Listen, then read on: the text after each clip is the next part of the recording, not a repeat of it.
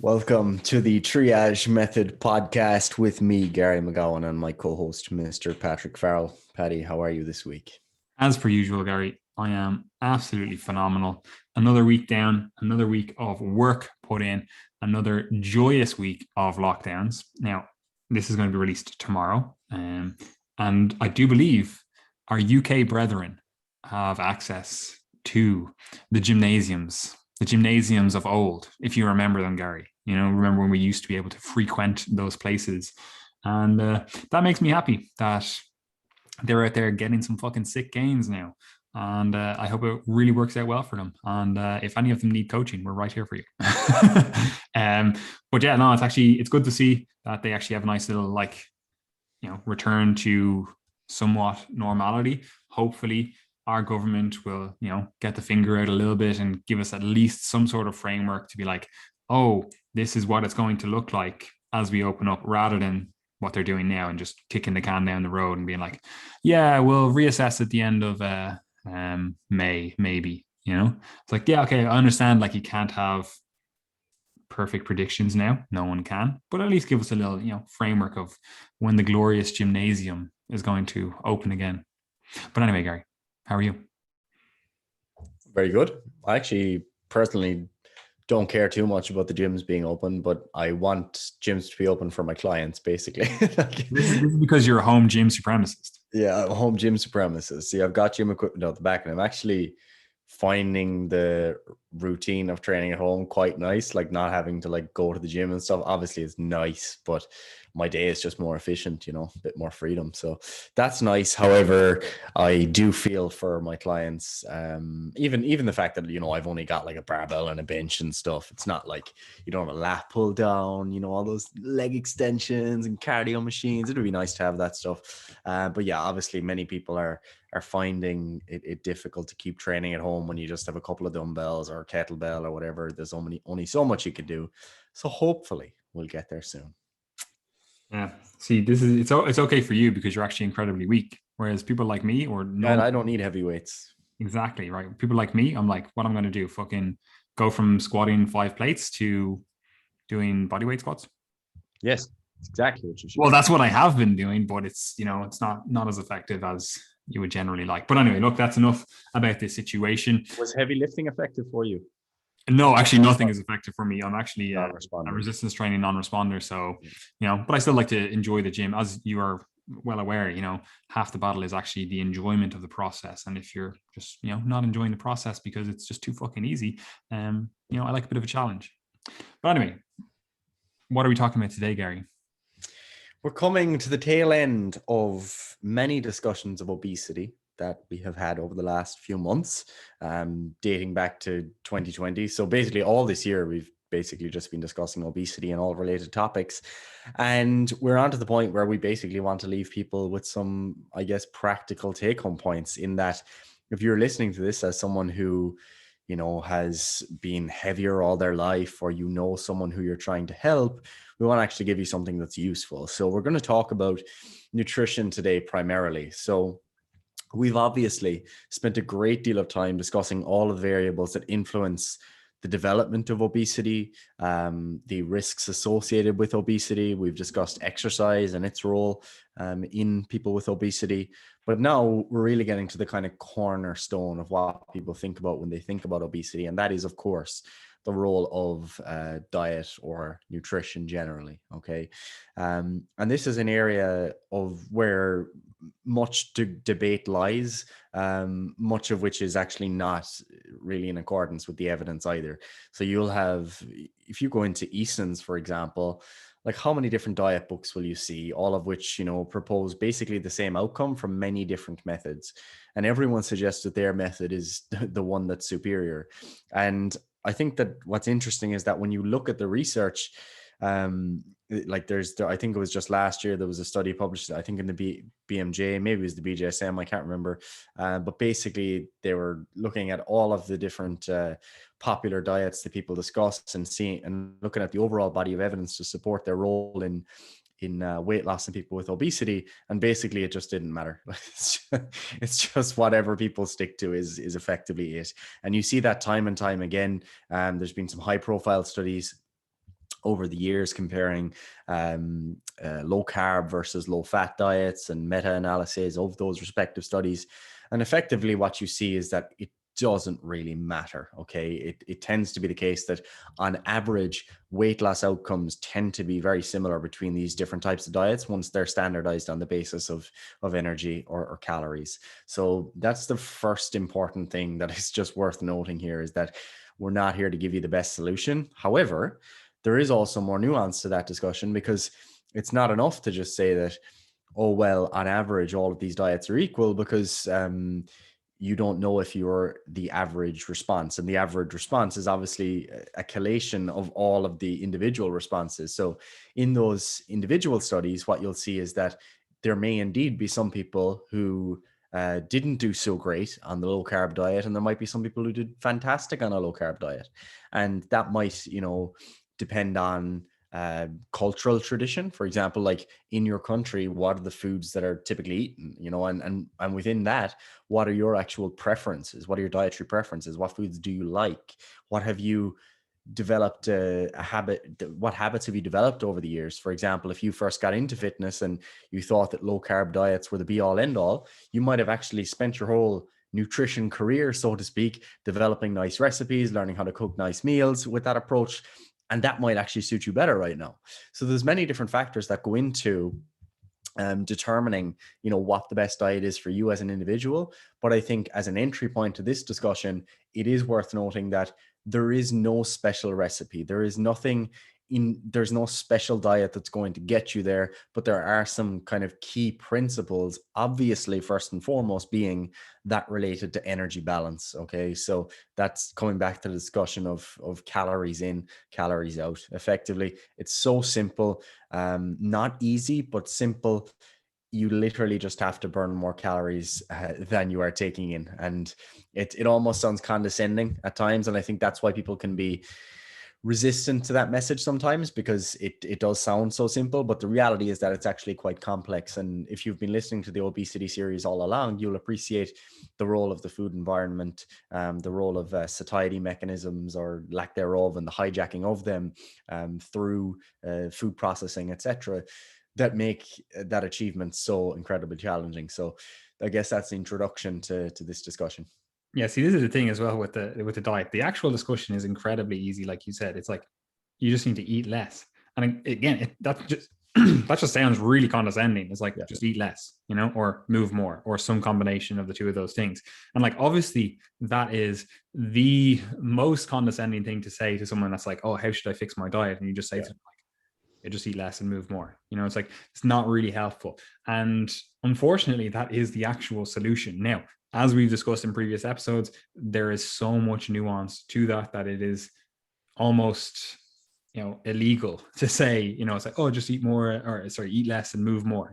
It's like, it doesn't, like, yes, that is what needs to happen. But like we've discussed previously, it's like the food environment makes that a little bit harder. The hijacking of like our neurobiology makes that a little bit harder for individuals. Like the entire situation, like the deck is stacked against them, basically, So it's like, yeah, okay, it's incredibly easy from a theoretical standpoint. It's like, this is just thermodynamics. You're not getting around it. This is one of the laws that governs our entire universe, like it's there, like you can't get around it.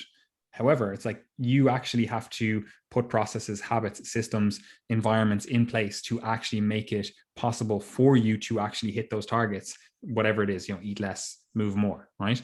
And again, that's why we did an entire series on this stuff, right? However, it's not actually the stuff we're going to talk about today, because some of the stuff we're going to talk about today is more mechanistic in places, a bit more, we'll call it nuanced in places. However, it all ultimately comes back down to that fundamental precept of you need to eat less and move more. And I'd love if there was some secret that we had, like Gary said there, like you go into a bookstore, there's going to be hundreds, thousands of books on this stuff, telling their secret diet or their secret tips, their secret recipes, their secret whatever it is. And in reality, it's like they're just giving you this tool to make you eat less and move more.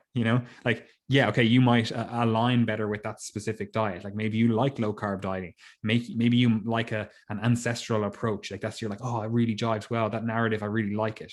Like whatever it is, maybe you like that approach. That's perfectly fine, but the fundamentals of that diet are still working through thermodynamics, right? And then the other thing, and you touched on it there as well, is like the thing that makes this most hard is not necessarily that, we'll call it psychological component, where like you jive well with a diet, you're like, oh, I like the look of this, or I think that would fit in with my lifestyle. Yes, that's a huge part of it, but, and we'll get into some of these things later on in the episode, there are obviously differences in how each of us responds to the diet. Like we're all genetically unique, right? And this is one of those things where everyone wants to be unique. Like everyone's like, oh, I'm a unique, snowflake. I'm unique. Our society, because we are an individualistic society, like it really puts value on uniqueness. However, as soon as you tell someone you're unique with the diet and you're going to have to figure things out for you, for your biology, for your uniqueness, all of a sudden they're like, oh, I wish there was just a cookie cutter approach, And it's like, you can't have the best of both worlds. You can't be unique and then have generic work for you. It's like you can't then be generic and expect like unique approaches to be the one. It's like you can't get both of these things, right? So that's something to bear in mind. So for you, like Gary said, there might be a case where lower carb is actually better for you, or higher carb, or lower fat, or higher fat, or whatever. And this again makes it incredibly hard for an individual to navigate the situation, because you basically have to play around with all the variables. However, it still all has to be done under the framework of you need to eat less and move more, right? So keep that in mind throughout this whole discussion. And yeah, let's get into it, Gary. What's your first point of call? What would you like to discuss? I guess just touching briefly on the fact that it is actually calories in, calories out. I just want to elaborate just a little bit, because I think sometimes what can happen in the discussion as it relates to obesity is that because someone has come to the point of, carrying quite a bit of excess body fat, and as per our previous discussions, there are very real changes in physiology associated with that, and that you might refer to as pathophysiology, because it's can be described as a disease state. That dietary approaches have to be massively different. Okay, so you'll hear discussions related to hormones, for example. People will say, oh no, it's just your hormones that you need to work on. And the thing is, there's almost always a grain of truth in claims that are incorrect within the fitness industry. And there's a grain of truth here, because there are indeed some deranged hormonal states, you could say, associated with obesity. For example, insulin resistance. You might have someone that also has hypothyroidism, let's say, associated with obesity, or they could have obesity secondary to Cushing's disease. Okay, so there's many different, or Cushing syndrome, and there's many different hormonal states that could potentially be contributing to obesity, or be the manifestation, or be a result of that obese state. However, that doesn't necessarily mean that these laws no longer apply, because what you actually see is that, for example, if someone does have hypothyroidism, let's say, so they don't have enough thyroid hormone for whatever reason, and that's led to them developing obesity at a faster rate, they still have to eat less calories than they burn. They just happen to be burning less calories because of that thyroid hormone, and there's effects in satiety, etc. So any change in a hormonal state that may contribute to obesity is still within the parameters of energy balance. It's just one of the underlying variables that modifies it. Okay, so that's something that's really important to get. And it is the case that diet can improve some of the hormonal states associated with obesity. For example, insulin resistance. As someone begins to lose body fat, they generally become more sensitive to insulin. However, despite the fact that someone might be insulin resistant, that doesn't necessarily mean that they won't lose weight. Okay. Yes, there are changes absolutely in metabolic processes because of insulin resistance. And we've discussed some of those as it related to, we discussed in relation to hypertension, we discussed it in relation to cardiovascular disease risk and obesity pathophysiology generally, and diabetes in particular, of course. that still begins to reduce itself as you begin to lose weight, and even as you initiate the dietary process and make improvements in your diet, like eating more fiber, eating more protein, etc. Eating in a calorie deficit, all those things also have effects on calorie or on insulin sensitivity alongside the weight loss itself. So these things improve as a result of being in an energy deficit, and it's not necessarily the case that the hormonal state has to be fixed first. Of course, there are complexities there. If someone has developed full-on type 2 diabetes, they might indeed need medication for that. But I think overall, just understanding that anything that someone discusses in relation to hormones, that still exists within the framework of calories in, calories out. Because when we talk about calories in, calories out, we're talking about that as a very dynamic equation, because there's things that can absolutely vary your calories in both directions, in the sense that you may have malabsorption, let's say, associated with some sort of gastrointestinal disease. So that could reduce the amount of calories you're getting in. And that's why people with some diseases like that will lose weight at a faster rate. Or you could have things that are affecting your satiety response. So you're no longer getting the same sense of fullness or reward from feeding. We discussed that in relation to the neurobiology of obesity. We said there can be changes in terms of the reward processing from a given meal, or in the postprandial period after a meal. That's two different people might have different levels of reward or desire for food independent of energy intake. All of those things can also affect energy, and that could increase your energy in, because clearly you're not getting the same response from the same food stimulus. So that's one example. And then energy out, obviously, there's considerable differences. We've discussed many times in the podcast the concept of non-exercise activity thermogenesis, for example.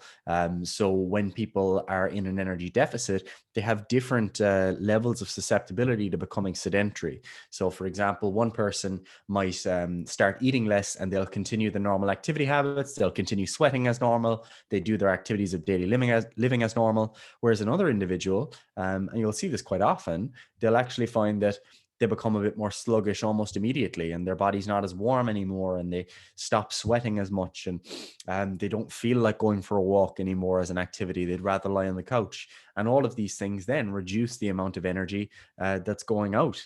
So you can see that when we start to look at that energy balance equation, it's not just food and exercise, it's the whole underlying physiology, the neurobiological mechanisms, the hormonal mechanisms.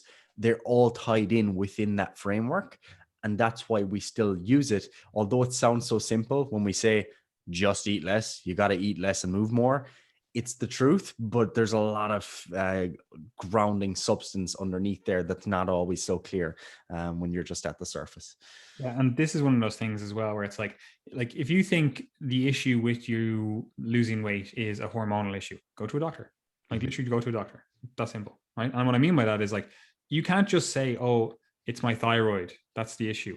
If you literally have never got your thyroid measured, like you don't just guess at that. It's like go to a doctor, get that tested. If there's an issue, the doctor will come up with a treatment modality to help you with that, right? Now, again, like Gary was saying, there is a continuum with that as well. Like you might have these, well, we call them issues secondary to being obese, or you might have them that they occurred, well, say genetically, whatever, that led to your obesity. However, it is still encompassed within the overall framework of calories in, calories out.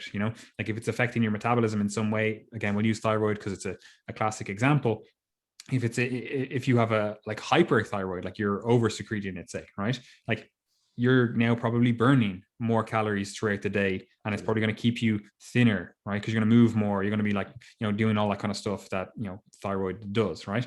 And then conversely, again, if you've lower thyroid output, you're going to be moving less. You're going to be colder, blah, blah, blah. We all know the fucking generic hypothyroid symptoms because it's ever present in the media, right?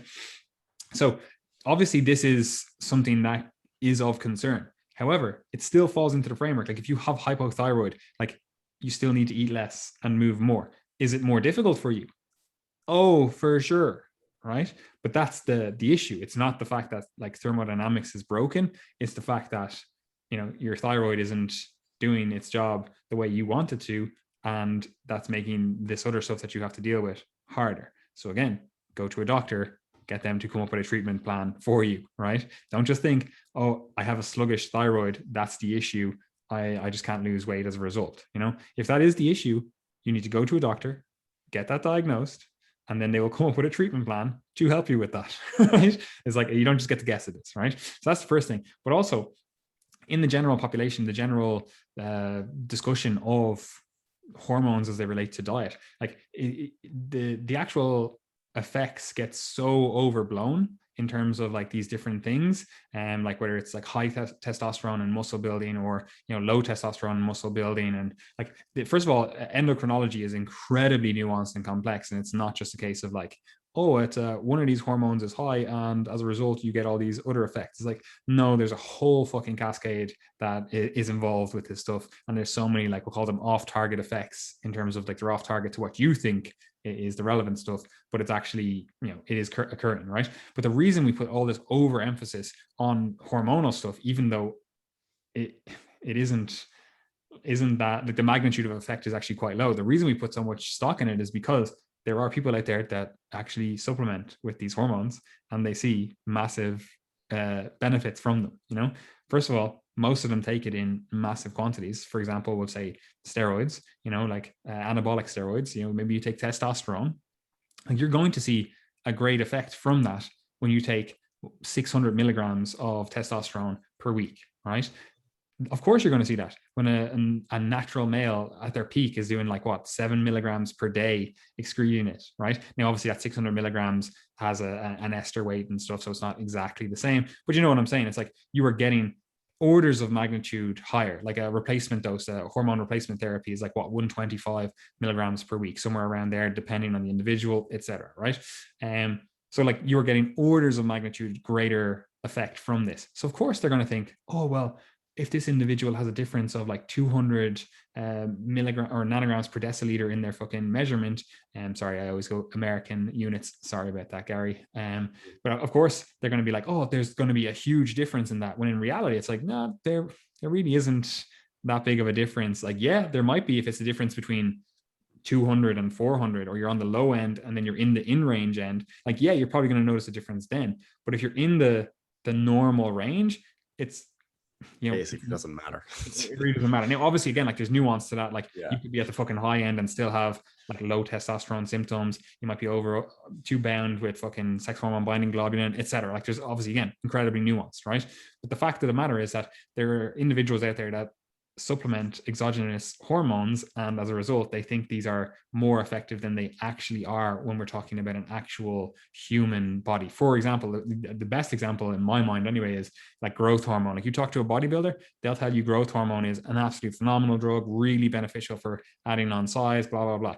If you were to take growth hormone, right, without actually taking anabolic steroids, fuck all, does fuck all. Right? Now, that's not completely true. However, the actual effect is so minuscule, right? But if you take growth hormone and you're taking like androgenic steroids, or anabolic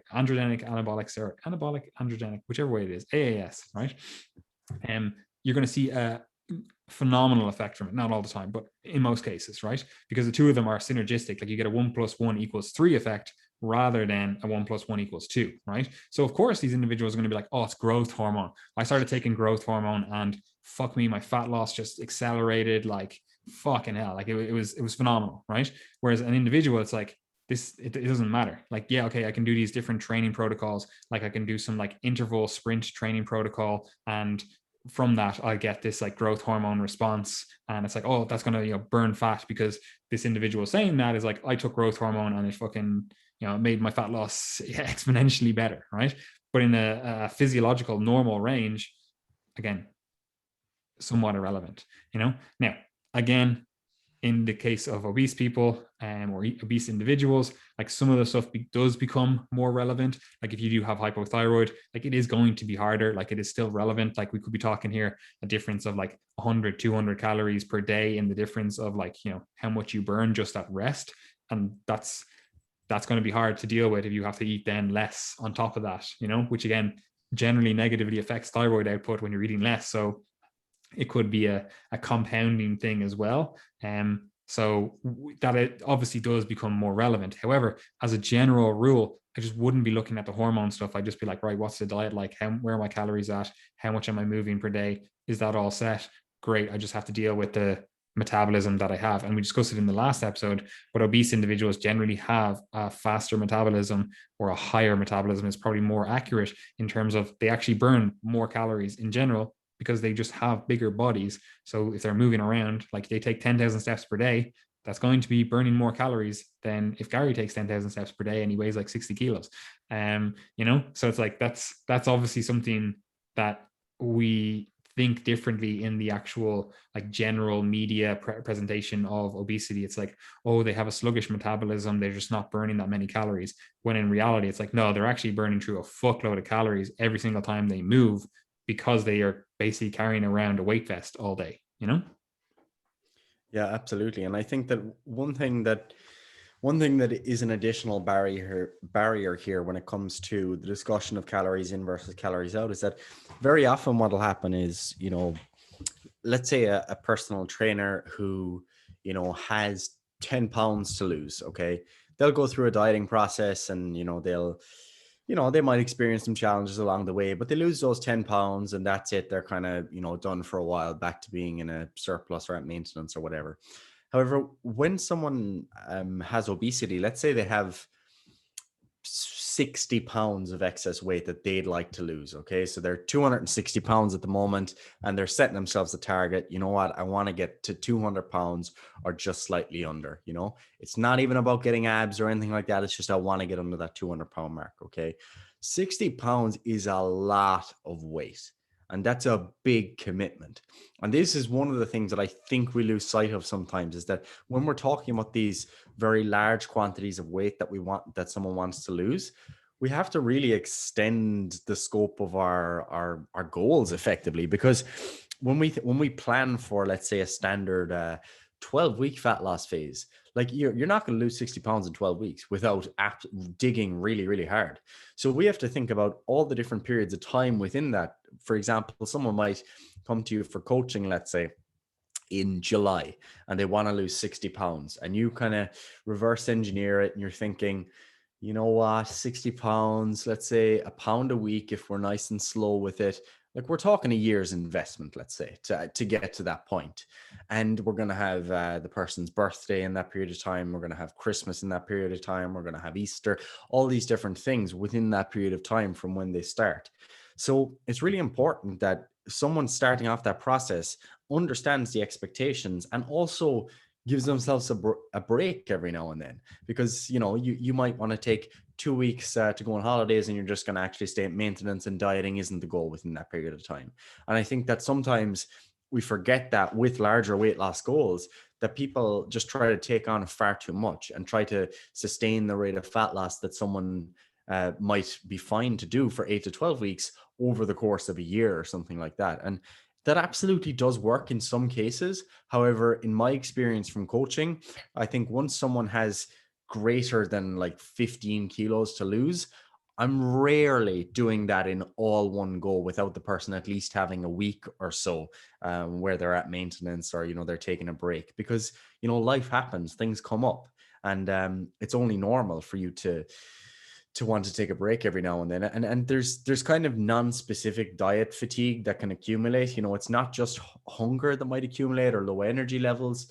It's also just this kind of stagnation, this sense of, oh my God, am I going to have to live like this forever? And this is something we've touched on before as well, where people think that what they have to do to lose weight is what they're going to have to do to then maintain their end weight. And that's not necessarily the case, because the reality is that when you're losing weight, obviously you're in a deficit, but when you're trying to maintain, you're at a higher level of calories. So you don't necessarily experience the same level of hunger. You're going to have higher energy levels.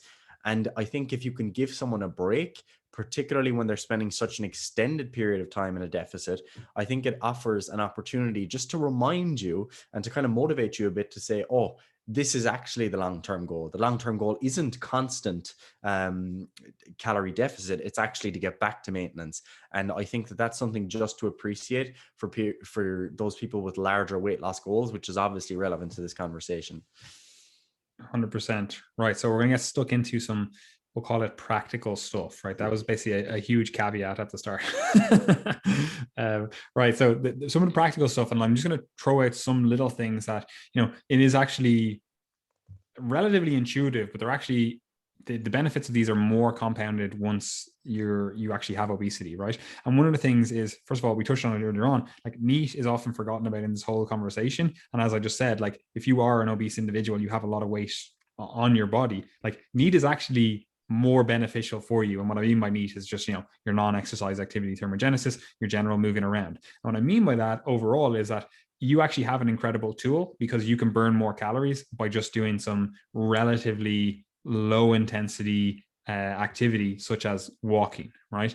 Easy on the joints, easy on the body overall. Now, obviously, again, if you weigh 600 pounds, nothing is really easy on the joints, but like you still get a phenomenal return on investment. And as we talked about in the last episode, like I'm saying that's low intensity for an individual that weighs whatever, 400 pounds, whatever it is, right? Like that might be relatively high intensity if you were to actually measure their heart rate, like just walking down the street, their heart rate might be up at like 160, 170, whatever, right? Because for them, they are doing a huge amount of work. And as I said, you can use that to your advantage because if you set yourself a target of, I need to get 5,000 steps and you're an obese individual, you can rest assured that that 5,000 steps is more effective from a calorie burning perspective than myself or Gary doing 10,000 steps. So it's like you are getting more bang from your buck, right? So that's just one thing that I wanted to put out there and caveat this, well, not caveat, to add to the whole conversation. And the second thing I wanted to say was like, one of the skills that will be most beneficial for you if you are an obese individual is to learn how to prepare more food at home, right? And as we talked about before, when we talked about like the socioeconomic stuff related to the diet, like that's obviously an incredibly privileged thing to say in terms of like, oh, learn to cook food and prepare food at home. Like both myself and Gary grew up in like lower SES environments. So I know there are practical barriers to that. I know it is definitely easier to go down and go like, oh, I'll just get a McDonald's or a chipper in my case, because chippers are fucking delicious. But like this is a skill that is going to stay with you for the rest of your life. Like this is something that if you learn how to cook, if you learn how to prepare more food at home and you actually implement on that, like that is going to be a transformative skill, right? So even though, again, sounds incredibly intuitive, sounds incredibly like basic, like do not underestimate how much of a transformative skill learning to cook is, right? Like if you can cook yourself relatively good breakfast, lunches, and dinners, that'll keep you on track with your overall health, your overall goals with regard to treating your obesity, whether that's from just a purely health perspective or if it is from a weight loss perspective. Like that's a transformative skill. Do you have anything to add on that, Gary? No, sir. That's good. Fantastic. Right. There's a few other things as well. And one of them is eat more fruit and veg, right? And this is, again, sounds incredibly like, oh, like this is just your basic advice for everyone. But it, again, is an added benefit for individuals that are obese. Now, again, there are socioeconomic barriers to this in terms of like fruit and veg tends to go off, and you have to be a bit more like conscious of that. And again, like you can come up with strategies and be like, oh, just bang it in the freezer. You can get frozen veg or whatever. Some individuals don't have freezers, but like I also hate those arguments where people are like, oh, well, some people don't have cookers or they don't have microwaves or they don't have fucking whatever. I'm like, that's cool. We can get into these arguments and discussions of what people don't have. Some people don't have brains. Some people don't have legs. Some people don't have bodies. I'm like, we can keep going with this stuff. It's like this is an infinite somebody doesn't have loop. Yeah, it's just stupid. Like it's like you're going to have to come up with a solution in your individual situation with the individuals either you're talking to, or if you are a policy level person, you are actually making policy for the country, you're going to have to come up with solutions for the different stratifications of different people in the environment that you're dealing with.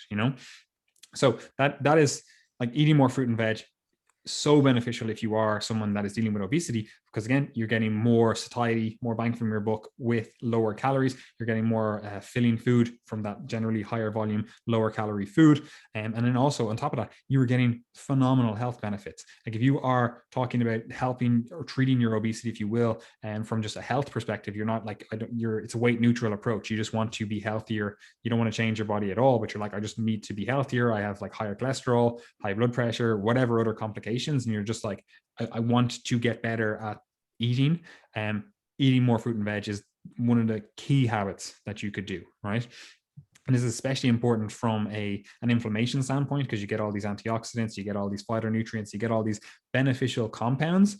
And then also generally high or fruit and veg tends to be higher fiber, or higher in fiber, I should say, which is really beneficial from a variety of perspectives, but especially for the obese individual, which have a higher risk of cardiovascular disease. And it's really beneficial for lowering cholesterol. So that's going to be a phenomenal tool in your arsenal. And again, it is a compounding effect, because if you are obese and you have higher cholesterol, you get multitude more benefits than someone that's like Gary or I, where it's like our cholesterol is in a relatively healthy range, and it's like, oh cool, I lowered mine by 0.1 millimolar or nanomolar, millimolar, isn't it?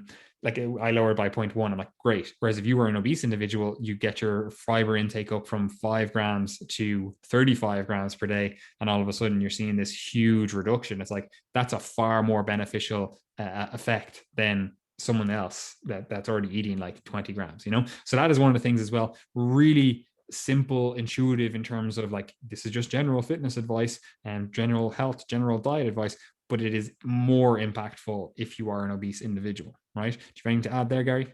No, straightforward. Fantastic. The next thing then is reducing salt intake, right? Fairly straightforward, especially if you are already eating a lot of like processed foods, like your salt intake is probably relatively high, and switching to a lower salt diet, first of all, encourages you to cut out that processed food, which then helps you eat a more appropriate calories. But also from a blood pressure perspective, like this is just a no-brainer. Like if you are an individual that's dealing with, again, an increased risk of cardiovascular disease overall, in particular high blood pressure, like reducing your salt intake, again, it's just a no-brainer, right? So there's some real quick practical things that could be implemented for pretty much anyone. And the final one I wanted to touch on then is increasing your protein intake, because protein is very satiating. It helps with recovery, and it helps with muscle building, and especially from the muscle building perspective, like that is basically providing a sink for energy disposal overall. So that's only going to be more beneficial for you as an individual that needs that extra sink, that gets better blood glucose regulation, better fatty acid regulation. Like it's just a beneficial thing for you. So increase your protein intake. Again, you don't need to be excessive with this. And some people like to, set protein targets based on body weight. If you are an obese individual, that might give you an absolutely reckless protein target. Like say you're just going for the, generic recommendations of 2 grams, or we'll just say a gram per pound. I was going to say per kilos, 2 grams per kilo, but we'll just say a gram per pound, right? That's generally, if you're an American or you're someone there, like that's the number that's thrown out, right? So that's 2.2 grams per kilo. If you weigh 400 pounds, like that's a fucking lot of protein to eat, like, yeah, that's a lot, right? But you don't need to necessarily eat that much. You could go by lean mass. Again, it's hard for you to calculate your lean mass if you are, I don't know, 50% body weight or body fat. It's like, it's very hard. So what I always do in that case is, and this is just a really, really rough and ready estimate, what you can do is get your height in centimeters, right? So I'm 195 centimeters and just eat 195 grams. So whatever your height in centimeters is, just eat that in grams per day of protein, right? So really, really simple tool. Is it foolproof? Fuck no. Is it perfect? Fuck no. But if you're dealing with an individual where you're like, I can't really base this on their body weight, because you're going to get this recklessly high number, and I can't really base it on like lean mass because I don't know how much lean mass they have, because they have like an excess amount of adipose tissue. Like you basically have nothing to go on then except for guesswork. So I just use the height in centimeters, really intuitive. Like it actually works out quite well. Like personally right now, I eat about 200 grams of protein and my height is 195 centimeters. So it's not far off that, you know? And I weigh roughly 95 kilos as well, in case anyone was wondering. But so that's real intuitive. Do you anything, again, quick fire stuff to add to that, Gary? No, protein good. Yes, sir. Fantastic. Right, now we actually get into some like nitty gritty meat and potatoes stuff for actual obese individuals that are, well, we'll call them the characteristics that are different from a normal body weight individual, someone that doesn't have excess amounts of body fat, right? So obese individuals tend to burn more carbohydrates for fuel, just, you know, during activities, but also at rest. And this is generally measured through like non-protein respiratory quotient.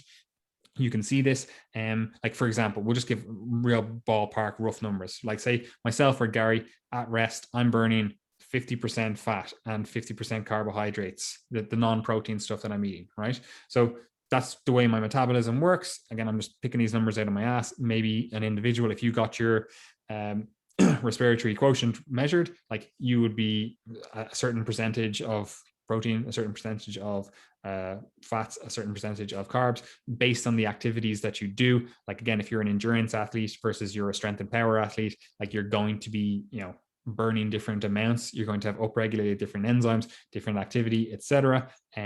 But for obese individuals, they tend to burn more carbohydrates in general, right? And from a mechanistic perspective, this makes sense because again, we think about it, they've got fatty acids, like they're being stored away. And it's easier to store fat in terms of like dietary fat. Like your body doesn't want to have to, we'll say, biotransform it into some other thing and then, you know, put it into something else. It just wants to be like, all right, cool. You just ate some fats. I'm going to store those fats, those fatty acids anyway, right?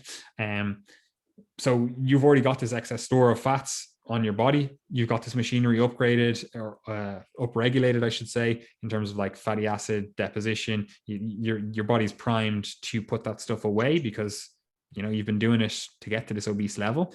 And then also it's like you are a little bit insulin resistant. So, you know, carbohydrates are a little bit more free floating in the bloodstream, right? So from a mechanistic perspective, it makes sense why obese individuals, you know, burn more carbohydrates at rest because their body is just better at storing fat because they have upregulated all the machinery for storing fat, right?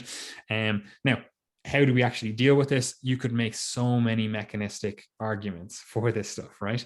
However, they all fall under the umbrella of the one thing that works for all of these is eat less calories, right? So eating less is going to help with this stuff. So again, related back to that first thought that we had, the first thing that we introduced this whole thing with, again, you're going to need to eat less if you want to, you know, lose weight or if you want to improve your ability to handle these different nutrients, right? And just some other protocols that we'll touch on in a second, which potentially can shift things a little bit.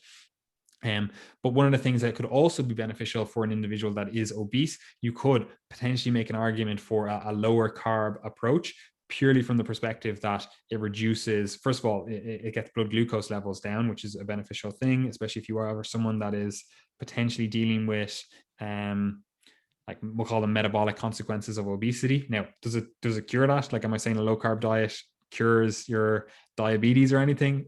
Fuck no. But again, it might be something that allows you to stick to a diet. It may be something that allows you to get these numbers down, back under control, see some progress with that, and then get results, right? But the main thing with this is you can get some more glycogen depletion on a lower carb diet, especially if you combine it with exercise, which then again starts upregulating this machinery. And then it starts, well, I was going to say curing your insulin resistance, but it helps with that, right? So that's one of the things. It also helps with actually starting to access the fatty acids that you have stored, right? Especially if you are an obese individual, like you have a little bit of a harder time accessing those stored fats because you haven't needed to access them. You haven't upregulated that machinery. You haven't ever had to do it. The only stuff that is upregulated is the storage stuff. It's not the access stuff, right? Hence why you burn more carbohydrates at rest, because that's just the way things are, right?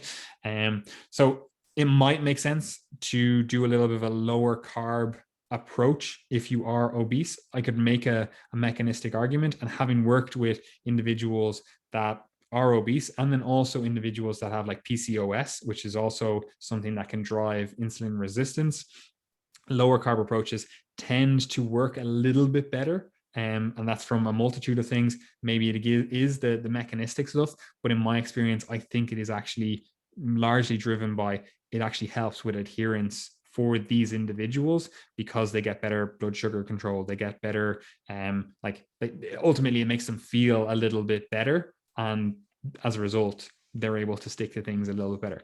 But what is your thoughts, Gary, on a low carb approach for obese individuals? Yeah, I think, like you said, like what I would agree with is the fact that if someone does have dysregulated blood glucose, particularly if they're on that path to type 2 diabetes, like low carbohydrate diets are likely to lead to better blood glucose control.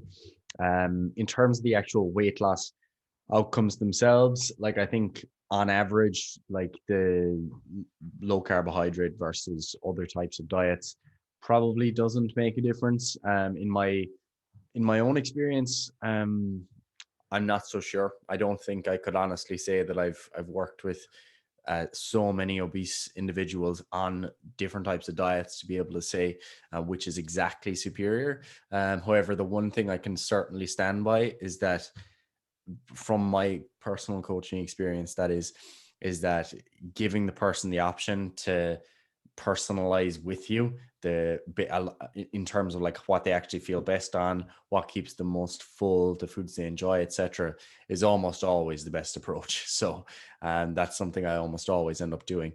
But yeah, in terms of like, if you're an individual like who's trying to select a diet for yourself, just do keep that in mind. Keep in mind that I think like the consensus of the research overall is that, most people tend to, or on average, the specific type of diet doesn't matter in terms of low carb versus low fat, but the dietary principles in terms of actually, keeping higher protein intake and everything else Paddy has said is certainly a good idea.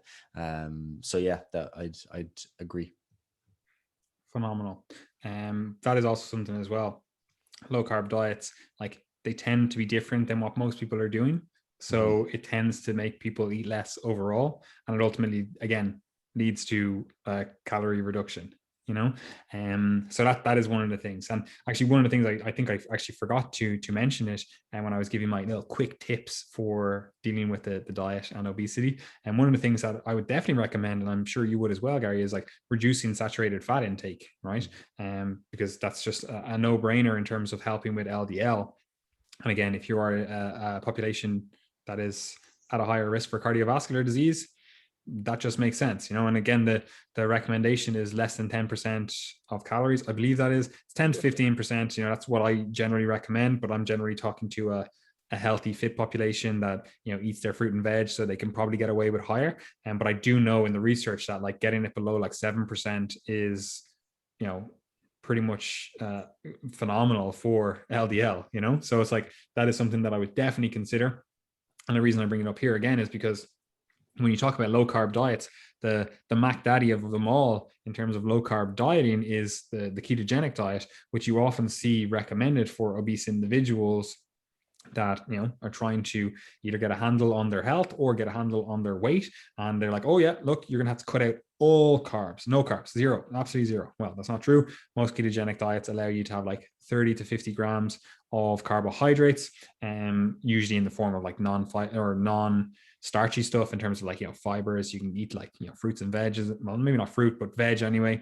And some people are able to like eat like 200 grams of carbs and still stay in ketosis, which is kind of fucked up when you think about it, because you might actually be in ketosis without even fucking knowing about it, just as a general thing, depending on your overall situation. But anyway, look, that's a story for another day.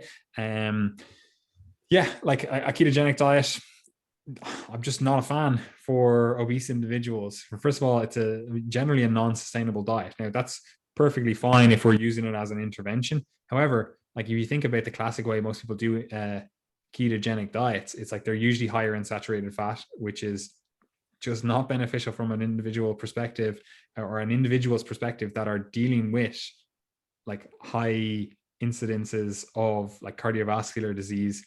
And like it's just not a beneficial thing for this population, right?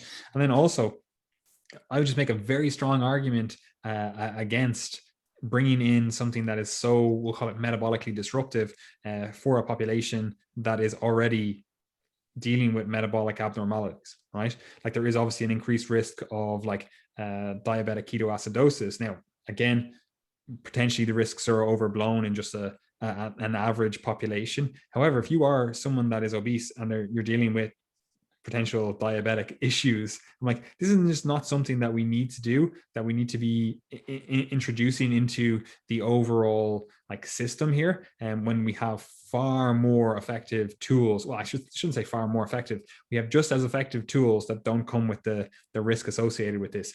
And again, this goes back to thinking about the diet as something that is not inherently, risk-free. Like it is an intervention, and it is something that as a result of it being an intervention, you have to think more clearly about what you're actually doing, what you're actually implementing. I'm still here, don't worry, my camera just turned off for a second. No but worries.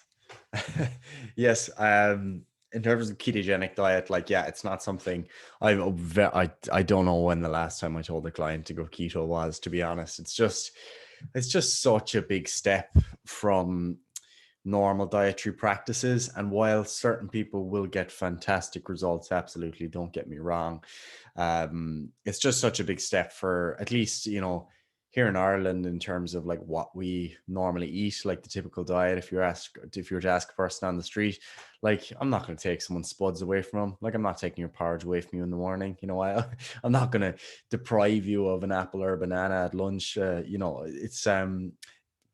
It's just such a big step. And also, like, you're cutting out so many foods that have potential health benefits and the potential to contribute to satiety and gut health and brain health and like so many different things, that to take such an extreme step just seems mostly unnecessary, unless you know for sure that like this absolutely makes a big difference for me, better than any other diet I've ever tried. In that case, hard to argue with. And you can absolutely try to set up a ketogenic diet in a healthier way, like by eating more kind of leafy greens and stuff, for example, the lower carbohydrate vegetables, even including some berries, especially if you're active. As Patty said, you'll get away with some carbohydrates in the diet at least. And then also, trying to get, more salmon and olive oil, etc., rather than just doing what a lot of people do and load up with bacon and butter on keto diets. So yeah, it go ahead. Tastes great. Yeah, it does taste great, but yeah, it can be done in a more healthful manner. And I think that if someone just finds that to be the absolute best diet for them, more power to you, but just be thoughtful as to how you put it together, is what I would say. 100%. I agree with you, Gary, as always. Now, that's basically it, right? Except for there's we'll call them a class of interventions, which basically aim to do a variety of things through somewhat similar mechanisms, and dubious for some of them, but more supported for other ones.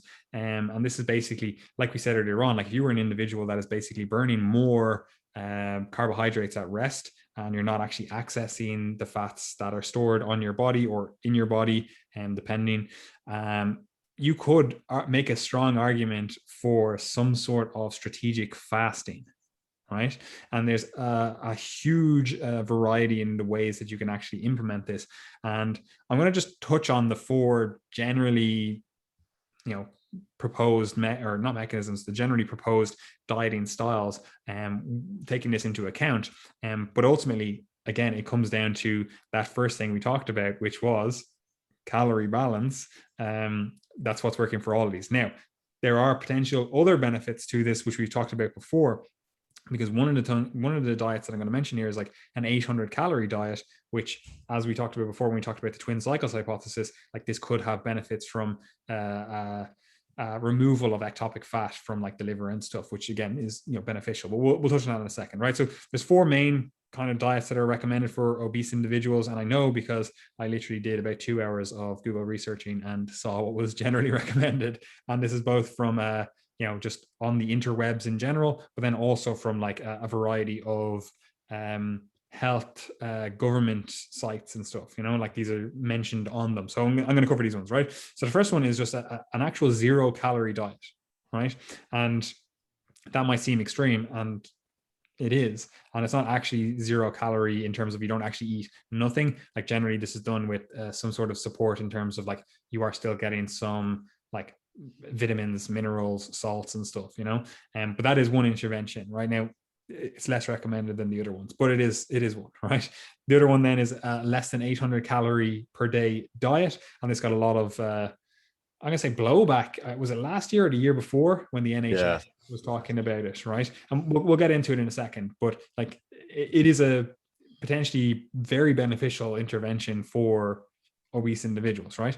The next one then is like a 5-2 diet or some variation of that. And what I mean by that is the basic premise is on a 7-day week, you eat 5 of those days and you don't eat on 2 of those days, or you eat a very low calorie intake on 2 of those days. Basically you're fasting for 2 days per week, right?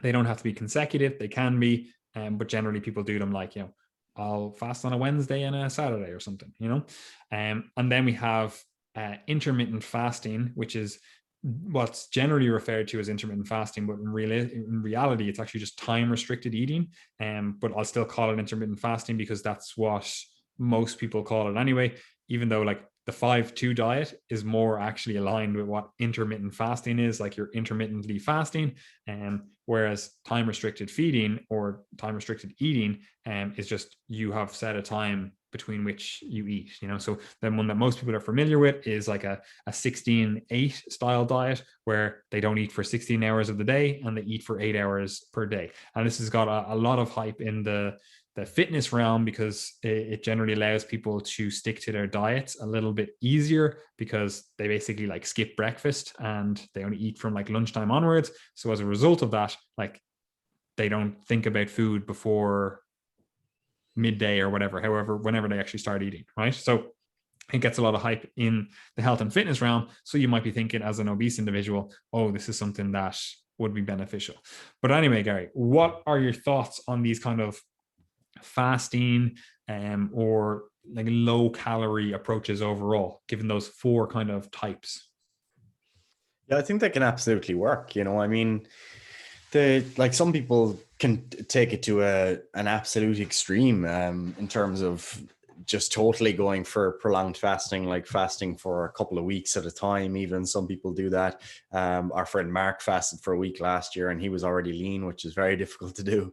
But yeah, there's definitely opportunity for, or the potential for these things to be useful. And I've had some clients over time who have had great success with different types of fasting or intermittent caloric restriction approaches.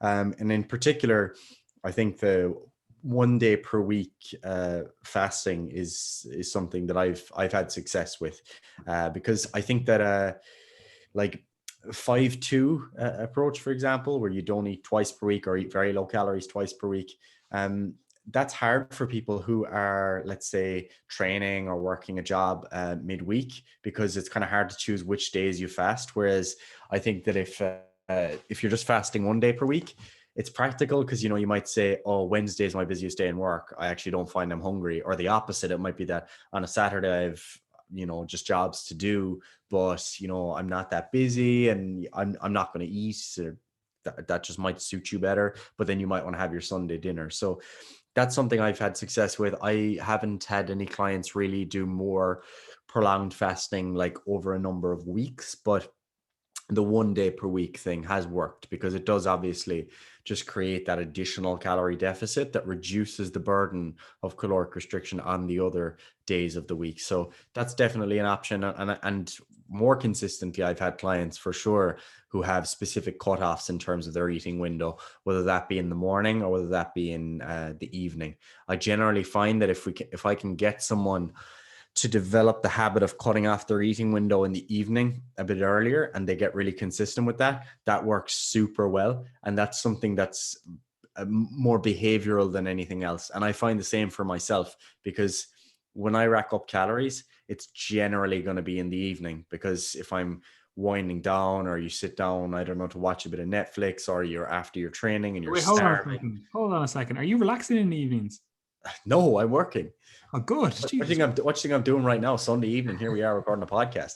But You know, it's those evening times for many people when they kind of finish up and start to wind down, that you'll start to rack up calories, and you'd be surprised how it affects your psychology once you kind of get into the habit of, oh no, like I have my dinner, then I have a little snack, and I'm done eating at 7, and I just don't eat again. That's just normal. I have a cup of tea and that's it. It's not to say that there needs to be a hard cutoff or that you can't if you like eating in the evening, but I definitely find that when people get into that habit, it really helps from a behavioral perspective, because it means that then what they do is they're not doing this behavior that can become a bit pathological, where people just save up all their calories for the evening. It's very easy to overeat then, because they say to themselves, oh, I cut my calories off in the evening, so you know what I'm going to do, I'm going to start having a larger breakfast. And then because they're not eating in the evening, they're hungrier in the morning, they're more fueled throughout the day, and they don't have those same cravings even going into the evening.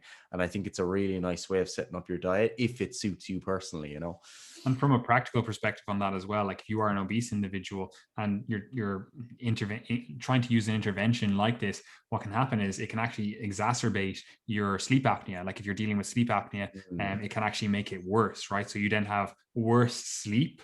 And just eating more calories before you go to bed can, for some individuals, make their sleep worse. Like you can just measure it on some sort of app or whatever. Like for some individuals, it makes their sleep worse. For me, I could literally eat nothing, or I could eat before bed. It doesn't seem to affect me. I know for you, Gary, it does have a little bit more of an effect. So like, this is, again, going back to the start of the podcast, like this is, you have to look at you as an individual. You have to start dealing with the stuff that you are dealing with in your response to the diet. And you have to take that into account, which again, makes this stuff incredibly hard. But again, if you are eating before bed, and it's exacerbating your sleep apnea, it's making it worse. Like you're now going to be tired going into the next day. You know, now you have even worse blood sugar regulation.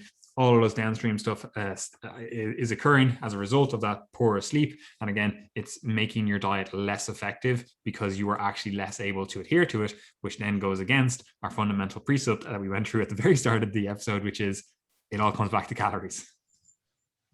That's it. It's calories in, calories out. Simple, but not easy. Exactly. Now, I just want you to touch on the potential here for the 800 calorie diets, because this was, again, something that, like in the NHS and stuff, they got a bit of flack for it, for trying to help with, if I could speak, obesity. And there's a number of things with that, especially in the context of obese individuals dealing with like diabetes complications, or, you know, issues around there. And we have touched on it in previous episodes, so you don't need to do a deep dive on this, but give us the basic premise in terms of like why a lower calorie approach would potentially be effective or more effective for an individual dealing with obesity in terms of health. You know, forget about the fat loss. Like, well, it is obviously the mechanism is fat loss as well, but forget about the actual like weight loss overall. What's going on there? Like, why would a 0-calorie diet? I was going to say if calories were matched, but that's actually fucking impossible. But anyway, why would a 0-calorie diet be potentially good for an individual that is obese? Why would a less than 800 calorie diet potentially be good for an individual that is obese?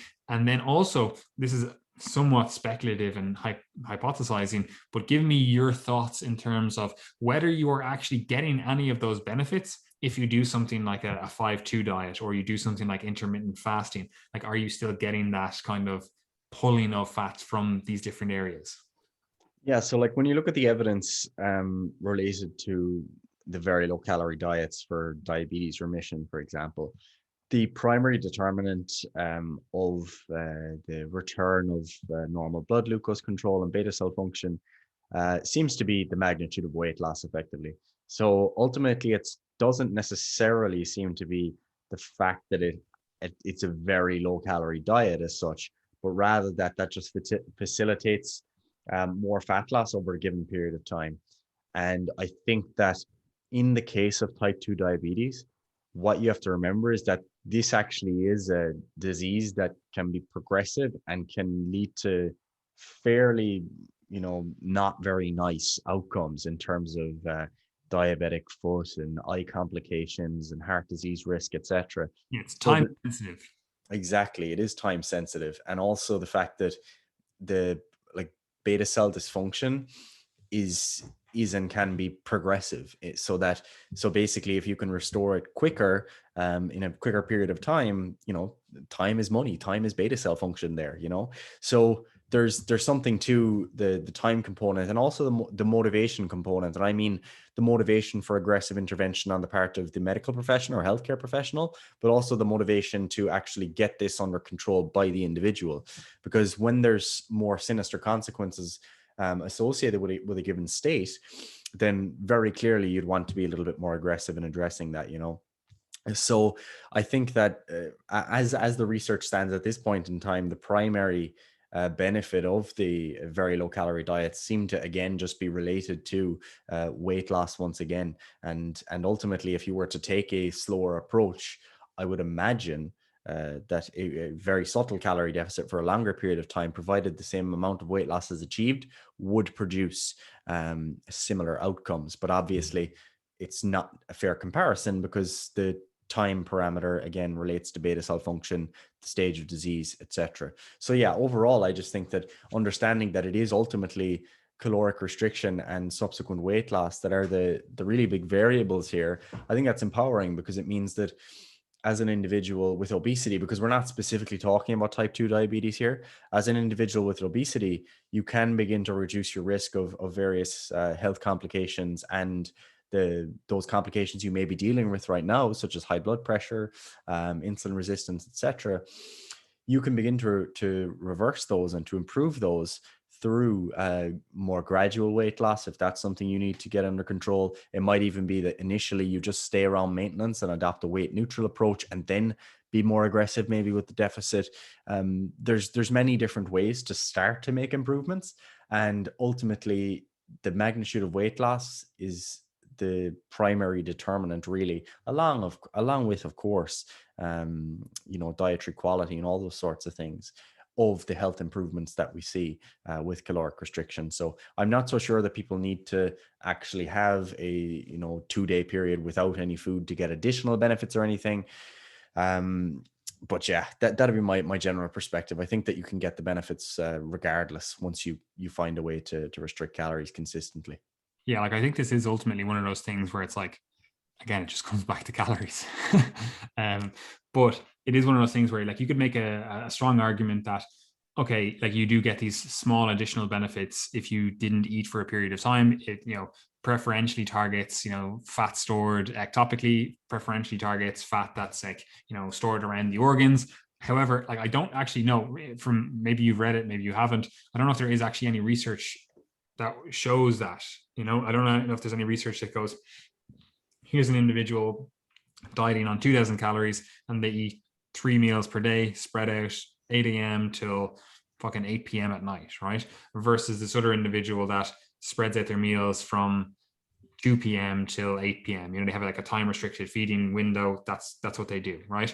Like I don't think, because first of all, it would have to be done in twins, because obviously we're all genetically different. We all store fat, etc. Like, and they'd have to do all the same stuff, like I don't think there is research to suggest that if you do have periods of time where you're not eating, you are getting preferential fat loss from certain areas. Like if you did have that individual that had their meals spaced out, that breakfast, lunch, dinner type, like I don't know if that's going to be like, oh, they took more fat from their love handles, whereas the individual that was time restricted feeding, like they took more fat from their liver. Like I don't know if we have that research.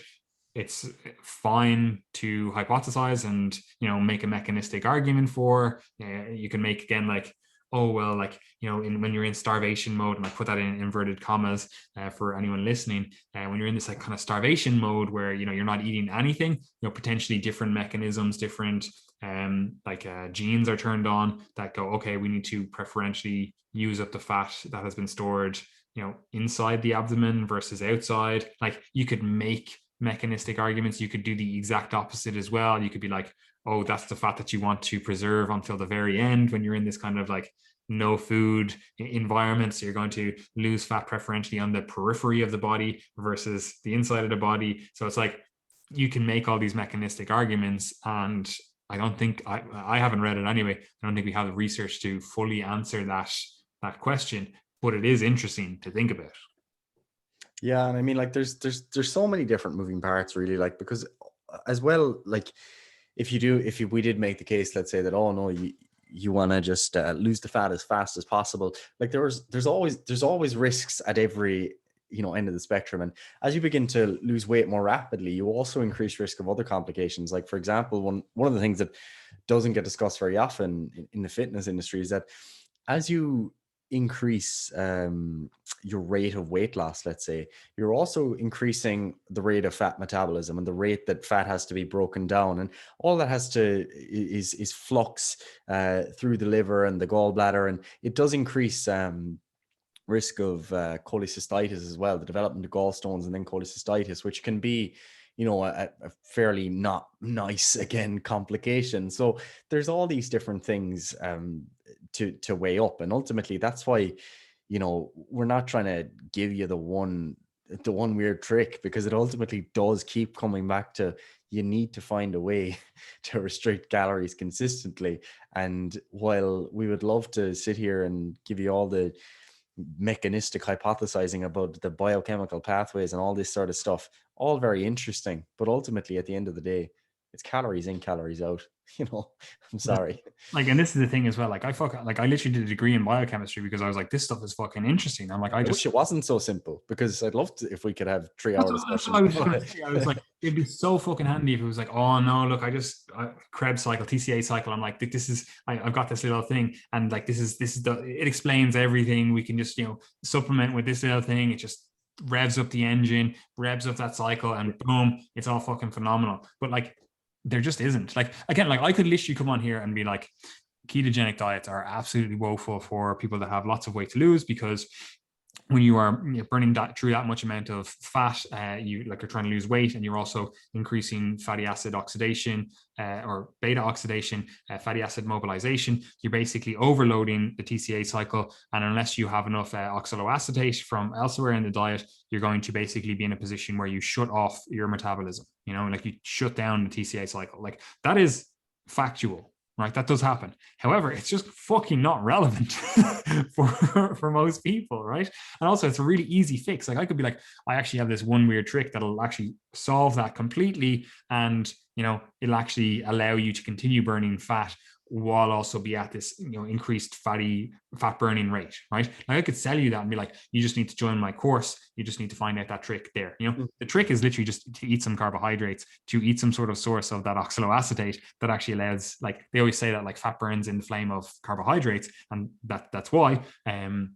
So it's like, I could, if I was a scumbag, I could definitely make up all this fucking arguments, and that's why people do it, because it is easy to sell this stuff, when in reality it all comes back to calories. I wish it didn't. I wish there was a weird trick, because me and Gary would be sipping Mai Tais on some fucking beach in Bali or somewhere, But we're not. We're sitting in Ireland when it's 2 degrees outside and not sipping Mai Tais. But anyway, look, I actually don't think I have much else to say in terms of the overall diet.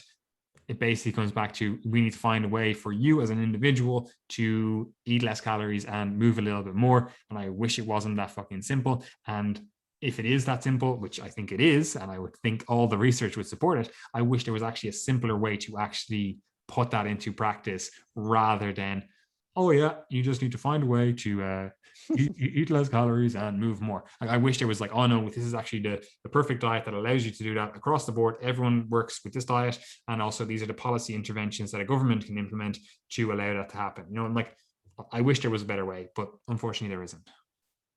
That's it, man. Yes. Now, where can people find us? Give us the old outro.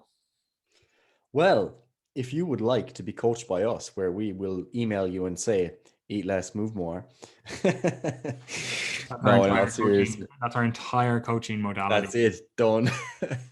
No, but in all seriousness, as we've mentioned in this podcast, it's difficult. Okay, while it is simple, it's simple to state, difficult to adhere to and to put it into practice. But that's we help people with, we help people with that literally every day of the week. All of us at Triage, that's what we do. So if you need help with trying to, get your diet in order, trying to find, exercise that works well for you, and you want to actually commit to, getting weight loss that's going to be sustainable, that's ultimately, what we do. And don't just take my word for it. If you look at the testimonials we post on our social media, it's almost everyone is like, I feel like I have the tools to stay with me going forward. And this has been, I've escaped from the crash diets, blah, blah. Like that's why we post testimonials, to show that, we're not just saying that. That's what we try to put into practice. So yeah, if you are interested, we do have spaces available, limited spaces, I may say, at this point in time. But yes, spaces available. So if you're interested, get in touch. If you're a coach yourself, we do have an education platform called the Coach's Corner, which you can subscribe to. We also are putting out a lot of content on our social media, so do follow along there at Triage Method on Instagram, as well as our own Instagrams. Myself, Skinny Guys, Paddy, the real Paddy Farrell, and Brian at Brian O'Hengisa. Follow us and you'll get additional free content there. We also have a newsletter that goes out every week. So the Triage Method newsletter, which you can subscribe to and get some additional content there as well as recommendations of other content that we've come across that we think might be helpful for you. And other than that, of course, guys, share the podcast. If you're enjoying the podcast, share it on your story. Let us know what you're enjoying. Let other people know about the podcast. It's always nice to see people sharing it. And yeah, if you've got any questions or topics for the podcast in future, you're of course welcome to give us suggestions. And yeah, if you want to, ask us questions otherwise, you can also reach out to us on social media. Generally, we always get back to people, so don't be afraid to get in touch. Or they could join the free Facebook group and ask questions. Yes, free Facebook group. Do that. Easy work. Yeah, I've nothing else to add. I hope the week ahead is phenomenal. Like, again, we could have got hit by an asteroid and Ireland could be fucking completely obliterated. So who fucking knows? Yeah, enjoy your week, guys. See you Bye, later. folks.